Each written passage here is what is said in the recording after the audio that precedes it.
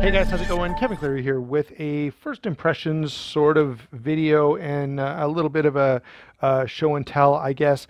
I've got a couple of SOGs here. I wanted to really quickly, I'm going to have to back this out a bit. There you go. Show you the packaging that these come in now. So you've got this sticker. You do have to cut it. Then when you open the top, you can see, then I can just push down on that and it allows the container to come out. This is the one from the SOG Flash AT, which is right here. Okay, and the other one that I have opens the exact same way, so I'm not going to demonstrate, which is the SOG Aegis. Both, wow, good job. I just threw both boxes like across the room.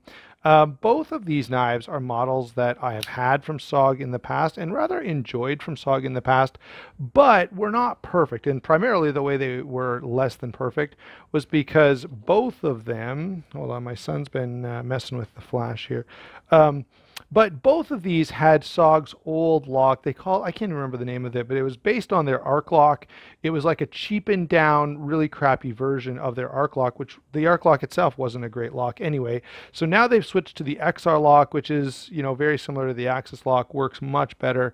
And it has created a whole sort of resurgence for SOG. And I have to say, I'm pretty impressed with what they've been doing so far. Now, they've stopped putting SOG all over everything. You can see it's not plastered all over this. It is one spot here on the clip, one spot there on the clip, although they have written out studies and observation group. Same on the other side. We can kind of think back into this. There we go. So these were the two I was most interested in, although there are a few other SOGs, frankly, for 2020 that I wouldn't mind checking out. So you may actually see a few more SOGs on the channel. And the reason you may see a few more SOGs is right here.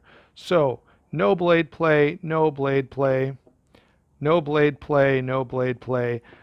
That is important to me, and for a while I was convinced that SOG just could not make a knife that didn't have blade play, so I'm really glad that they've recovered from that malady, whatever it was that was keeping them from making a knife that didn't wiggle around all the time.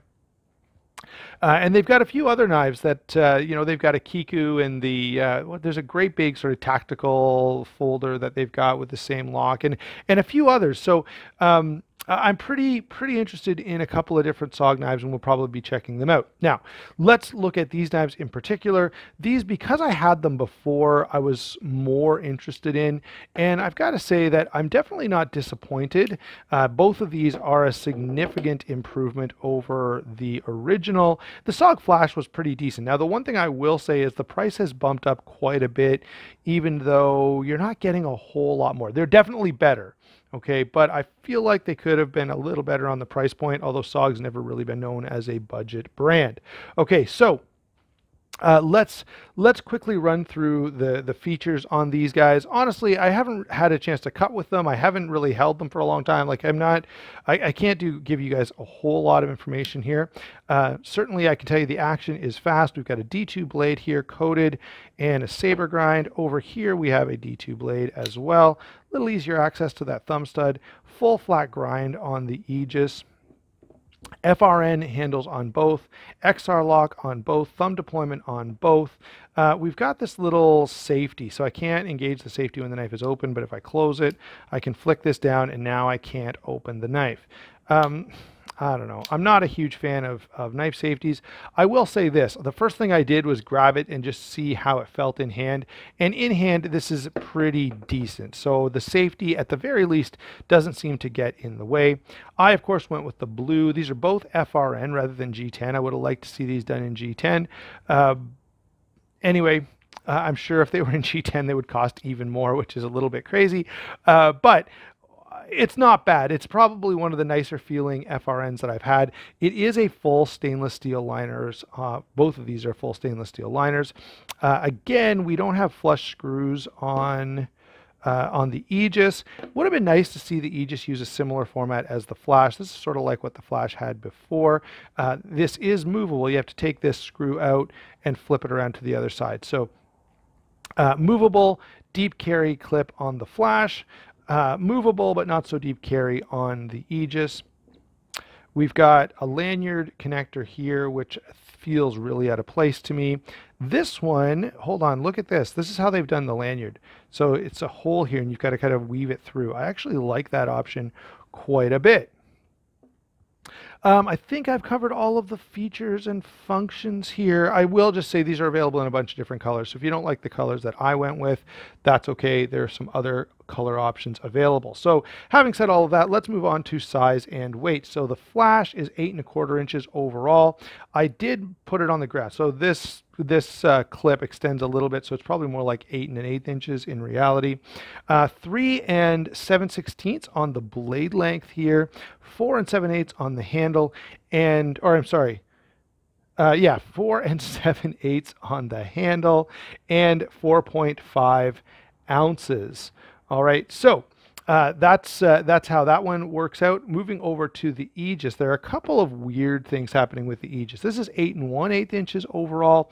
The blade is only 3 1/8, which is really disappointing to me considering the size of this handle, which is 5 inches long. What in the world were you thinking? Why not move this stupid thing out of the way and make the blade kind of reach down to here or so? That one doesn't make sense to me.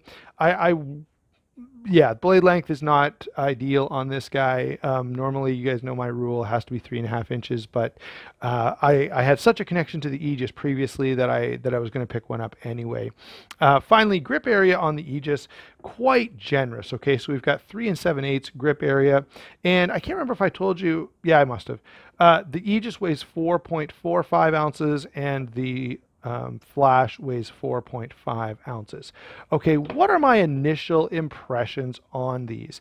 I think for the price point, both of these are pretty decent knives, and this does give me a lot of hope for what SOG is going to be doing in the future.